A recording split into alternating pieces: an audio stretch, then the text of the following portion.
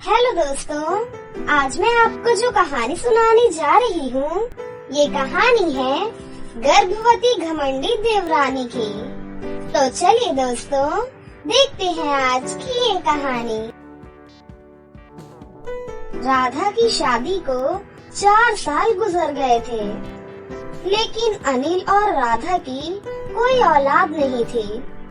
वो लोग शहर में अनिल के छोटे भाई आयुष के साथ रहते थे। अनिल का अपना बिजनेस था। आयुष कॉलेज में पढ़ता था।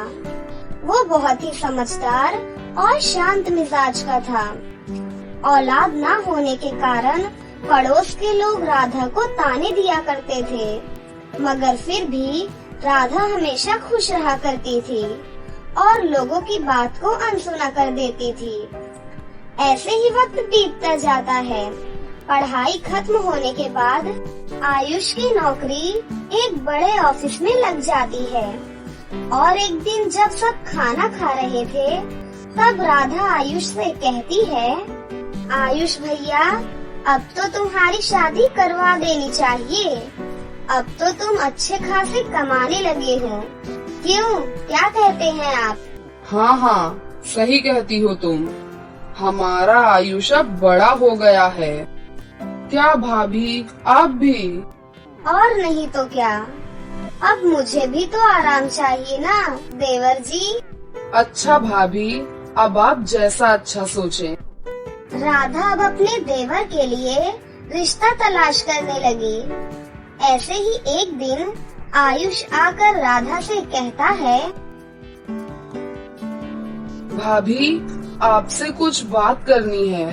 हाँ, बोलो ना। एक लड़की है जिसे मैं पसंद करता हूँ। उसका नाम ललिता है। वो मेरे साथ कॉलेज में पढ़ती थी। वो उस दिन मैंने भैया के कारण आपको कुछ नहीं बताया था। ये तो बहुत अच्छी बात है। तुम मुझे ललिता के माता पिता से मिलाने की तैयारी करो। तब तक मैं तुम्हारे भैया से बात करती हूँ। आयुष के भैया भाभी ललिता के माता पिता से बात करते हैं और कुछ ही दिनों में उन दोनों की शादी बहुत ही धूमधाम से हो जाती है। राधा ललिता को बिल्कुल अपनी छोटी बहन जैसा मानती थी, लेकिन ललिता राधा को बांझ होने की वजह से पसंद नहीं करती थी। ललिता, आ जाओ, नाश्ता रेडी है। सुबह सुबह मुझे आपका चेहरा नहीं देखना है। आप रख दीजिए, मैं खा लूंगी। ललिता की माँ बबीता जी बहुत ही लालची औरत थी। उसकी नजर अनिल की जायदाद पर थी, इसलिए वो हमेशा अपनी बेटी को उसकी जेठानी के खिलाफ भड़काती रहती थी। ऐसे ही एक दिन, ललिता बेटा, कैसी है तू? हाँ माँ, मैं अच्छी हूँ। अच्छा सुन, तेरे पास तेरी जेठानी तो नहीं है ना? नहीं तो क्यों, क्या हुआ? देख ललिता, उस औरत से बचकर रहना। वो औरत बांझ है, बांझ। और याद रखना, अगर तू उस घर को औलाद देती है तो वो सारी जायदाद तेरी हो जाएगी। मेरी बात समझ रही हो ना? हाँ माँ, मैं समझ गई। कुछ दिनों में ललिता की माँ का प्लान सफल होने लगा। ललिता, क्या हुआ तुम्हें? भैया, भाभी, जल्दी आओ। सब भाग कर आते हैं। फिर अनिल डॉक्टर को बुलाता है। डॉक्टर चेक करने के बाद आयुष से कहते हैं, घबराइए नहीं, मुबारक हो, आप बाप बनने वाले हैं। क्या सच में? सब बहुत खुश होते हैं। सबके चले जाने के बाद, माँ, तुम्हारा प्लान कामयाब होने वाला है। मैं माँ बनने जा रही हूँ। बहुत खूब बेटा, अब अपनी जेठानी से अपनी सेवा करवाना। ललिता सबके सामने राधा से अच्छे से बात करती थी, लेकिन अकेले में ताने दिया करती थी और उनसे अपनी सेवा भी करवाती थी। मगर राधा बहुत ही अच्छी औरत थी। वो किसी भी बात का बुरा नहीं मानती थी। इसलिए शायद भगवान उसकी मनोकामना पूरी करते हैं। 1 महीने के अंदर ही राधा भी माँ बनने वाली थी। घर में सबको दुगनी खुशी मिलती है, मगर इस खबर से ललिता जल भून जाती है। ललिता के दिमाग में शैतानी हरकतें आ रही थी। वो अपनी जेठानी को नुकसान पहुंचाने की कोशिश करने लगी, पर किसी बार भी कामयाब नहीं हो पाती है। ऐसे ही देखते देखते 9 महीने बीत जाते हैं। एक दिन दोनों बहुएं मंदिर में पूजा करने जाती हैं। तब मंदिर के आसपास कोई भी नहीं था। ललिता राधा को गिराने के लिए मंदिर की सीढ़ी पर पानी गिरा देती है। राधा जब उस पर पैर रखने वाली होती है, तभी अरे, मैं तो माँ के चरणों के फूल लेना ही भूल गई। तब राधा मंदिर के अंदर फिर से चली जाती है फूल लेने के लिए, और ललिता को भी फूल लेने के लिए आवाज लगाती है, ललिता, आकर माँ के चरणों के फूल ले जा। ललिता हड़बड़ाहट में भूल जाती है कि उसने सीढ़ी पर पानी गिराया है, और वो खुद अपने ही जाल में फंस जाती है, और वो सीढ़ी चढ़ते समय पैर फिसलकर सीढ़ी से गिर जाती है। ललिता! सभी वहाँ आ जाते हैं और ललिता को अस्पताल में लेकर जाते हैं। टेंशन में राधा को भी वही दर्द होना शुरू हो जाता है। डॉक्टर राधा को भी अंदर लेकर जाते हैं। थोड़ी देर बाद डॉक्टर आकर कहते हैं, मुबारक हो, राधा ने जुड़वा बच्चों को जन्म दिया है, जिसमें एक लड़का और एक लड़की है। और ललिता कैसी है? माफी चाहता हूँ, मैं आपके बच्चे को बचा नहीं पाया, और अब वो कभी माँ नहीं बन पाएंगी। सब उदास हो जाते हैं। आयुष एकदम टूट जाता है। अंदर से राधा सारी बातें सुन लेती है। वो आयुष को बुलाती है, भैया, तुम मेरे बेटे को ललिता के पास लेटा दो। भाभी, आप ये क्या कह रही हैं? भगवान ने तो मुझे 2 बच्चे दिए हैं। एक अगर ललिता की गोद में पलेगा तो इसमें क्या बुराई है? हाँ आयुष, राधा सही कह रही है। तू मुन्ने को ले जा और ललिता का ख्याल रख। और हाँ, ललिता को ये सब नहीं बताना, वरना वो ये सदमा सहन नहीं कर पाएगी। वाकई आप लोग मेरे भैया भाभी नहीं, बल्कि मेरे माता पिता हैं। कुछ दिन बीत जाते हैं। एक दिन बबीता अपनी बेटी को देखने आती है। मेरी बेटी ने तो एक बेटे को जन्म दिया है, और इसे देखो, लड़की को जन्म दिया है। मेरी बेटी ने घर को वारिस दिया है। तो क्या हुआ? हमारे घर में लड़का लड़की एक समान है। तब बबीता ललिता को अकेले में ले जाकर कहती है, देख बेटी, तू अपने बेटे को संभाल कर रखना, वरना इस औरत की नजर लग जाएगी। समझ रही है ना मेरी बात? हाँ माँ, घबराओ नहीं। ऐसे ही दिन बीतते जाते हैं। एक दिन अचानक मुन्ने की तबीयत बहुत खराब हो जाती है। तब घर में दोनों भाई में से कोई भी नहीं थे।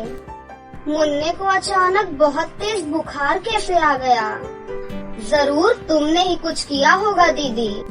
ये तुम कैसी बातें कर रही हो? मुन्ना मेरा भी तो अपना है। बस करो दीदी, मैंने बेटे को जन्म दिया है ना, इसलिए आपको बर्दाश्त नहीं हो रहा है।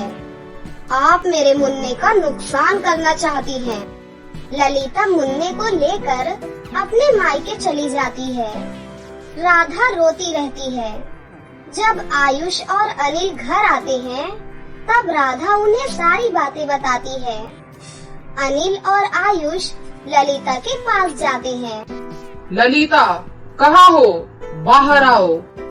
ललिता और उसकी माँ बाहर आती हैं। यहाँ क्या करने आई हो? चलो अपने घर।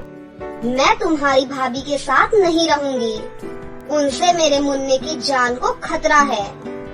वो मेरे बच्चे को मार देना चाहती हैं। उस घर से तुम्हारे भैया भाभी को निकलना होगा, तभी मैं जाऊंगी। आयुष को ये बात बर्दाश्त नहीं होती। अरे मंदिर से भगवान ही निकल जाएंगे तो मंदिर में रहने का क्या फायदा। और रही बात मुन्ने की, तो आज सुन लो, ये बच्चा तुम्हारा नहीं बल्कि भाभी का है। क्या मतलब? तब आयुष ललिता को सारी बातें बताता है। ये सब सुनकर ललिता की आंखों में आंसू आ जाते हैं और उसकी माँ को भी अपनी गलती का एहसास होता है। तब ललिता तुरंत घर लौट आती है। भाभी, मुझे माफ कर दो, आप देवी हो। अरे पगली, तू तो मेरी छोटी बहन जैसी है। मैंने कब का तुझे माफ कर दिया है। उस दिन के बाद से सब एक साथ खुशी खुशी सुखी जीवन बिताने लगते हैं। जयपुर गांव में दो भाई अरुण और वरुण रहते थे। दोनों अच्छे परिवार से थे, लेकिन दोनों एक दूसरे से अलग थे और दोनों का व्यवहार एक दूसरे से बिल्कुल अलग था। अरुण का रंग गोरा था और वो काफी स्मार्ट भी था। इस चीज का उसके अंदर बहुत घमंड था। वहीं वरुण का रंग सांवला था और वो दिल का नेक और काफी ईमानदार लड़का था।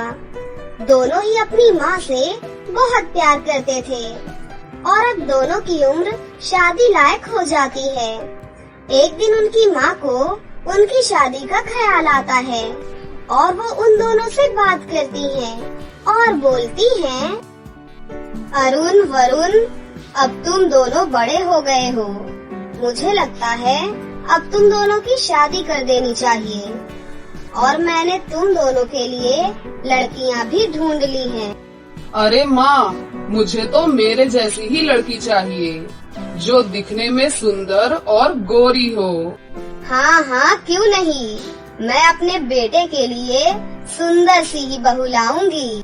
माँ, जैसा आपको ठीक लगे वैसा कीजिए। आप जो भी लड़की पसंद करेंगी मैं उसी से शादी कर लूँगा। और अभी मुझे देर हो रही है, मुझे ऑफिस जाना है।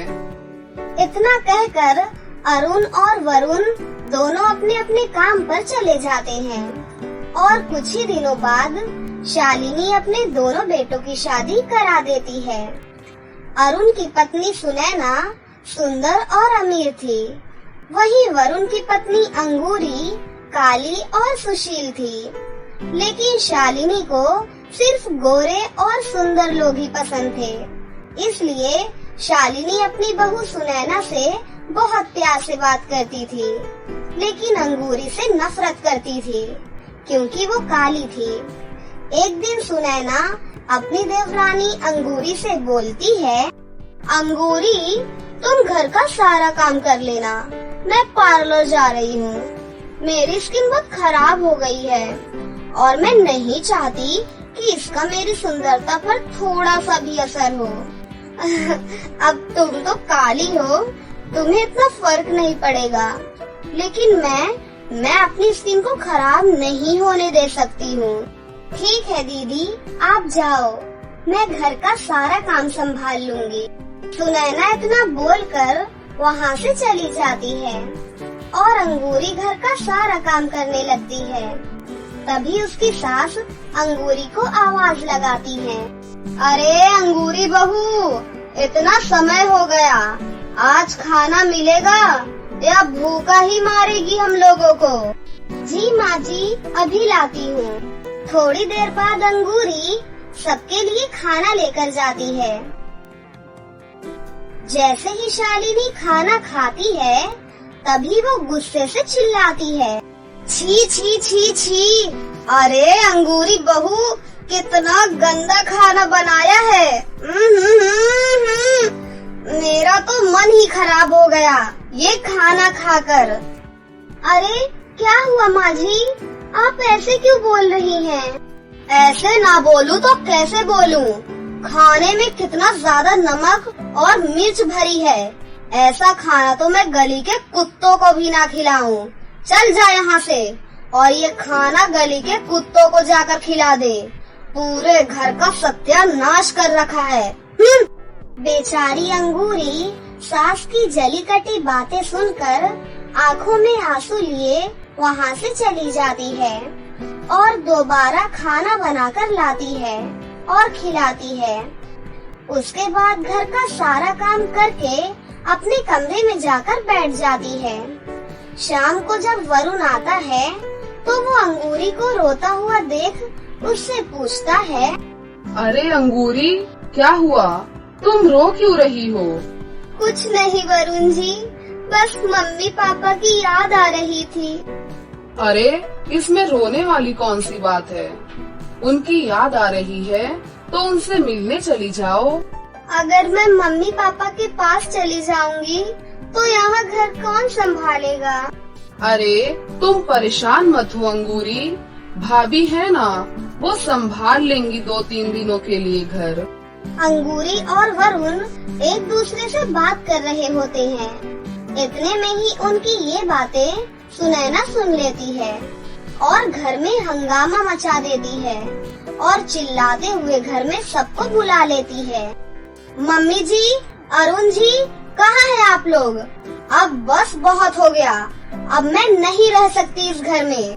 सुनैना की आवाज सुनकर सभी लोग हॉल में आ जाते हैं और शालिनी उससे पूछती है, अरे मेरी प्यारी बहू, क्या हुआ?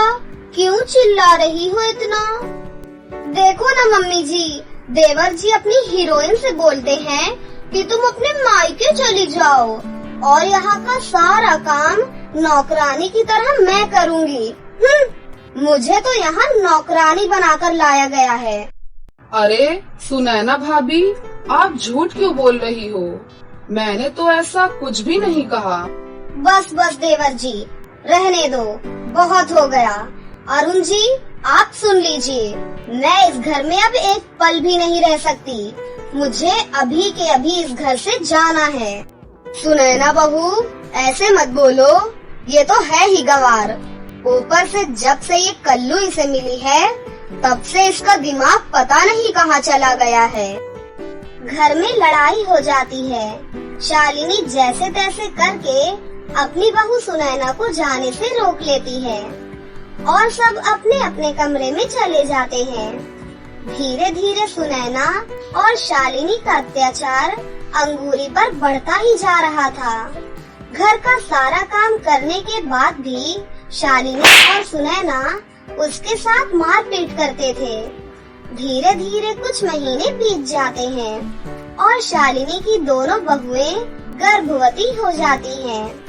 लेकिन फिर भी शालिनी का अत्याचार अंगूरी के ऊपर कम नहीं होता, मगर दूसरी तरफ वो अपनी बड़ी बहू सुनैना का बहुत ख्याल रखती थी। एक दिन शालिनी बाजार जा रही थी, तभी रास्ते में उसका एक्सीडेंट हो जाता है, जिससे शालिनी का एक पैर टूट जाता है, जिसकी वजह से वो चल फिर नहीं सकती थी। एक दिन आधी रात को शालिनी को बहुत प्यास लगती है और वो अपनी बहू सुनैना को आवाज लगाती है, बेटा सुनैना, एक गिलास पानी दे दे, बहुत जोर से प्यास लग रही है। अरे बुढ़िया, इतनी रात हो रही है लेकिन तुझे चैन नहीं है? जब देखो तब कुछ न कुछ मांगते रहती है, परेशान कर दिया है। पता नहीं अंगूरी तेरे ये अत्याचार कैसे झेल लेती है। उसकी जगह मैं होती तो तुझे कब का धक्के मार के घर से निकाल दिया होता। सुनैना के मुंह से ये बात सुनकर शालिनी को बहुत बड़ा झटका लगता है। वहीं दूसरी तरफ शालिनी की आवाज सुनकर अंगूरी उसके लिए पानी लेकर जाती है और अपनी सास को पानी पिलाती है। अंगूरी उसकी इतनी सेवा कर रही है, ये देखकर शालिनी को खुद पर बहुत गुस्सा आता है और वो रोते हुए अंगूरी से कहती है, अंगूरी बेटा, मुझे माफ कर देना। मैंने सिर्फ तेरे रंग की वजह से तुझसे नफरत की। मैंने सिर्फ तेरे रंग को देखा, तेरे अंदर की सुंदरता को तो देख ही नहीं पाई। मैं तुझसे हाथ जोड़कर माफी मांगती हूँ, मुझे माफ कर दे। अरे माँ जी, कैसी बातें कर रही हैं? आप मेरी माँ हो और माँ अपने बच्चों से हाथ जोड़कर माफी नहीं मांगती। उनके हाथ सिर्फ आशीर्वाद देने के लिए होते हैं। अंगूरी अपनी सास को माफ कर देती है। दोनों अब बहुत प्यार से रहने लगती हैं। ये सब सुनैना बर्दाश्त नहीं कर पाती और वो अपने पति के साथ वो घर छोड़कर चली जाती है। उसके बाद उस घर में वो तीनों हंसी खुशी रहने लगते हैं। ऐसे ही काफी दिन बीत जाते हैं और शालिनी का पैर बिल्कुल ठीक हो जाता है और वो चलने लग जाती है। फिर कुछ दिनों बाद अंगूरी एक प्यारी सी बच्ची को जन्म देती है। उसके बाद वो सभी लोग हंसी खुशी रहने लग जाते हैं।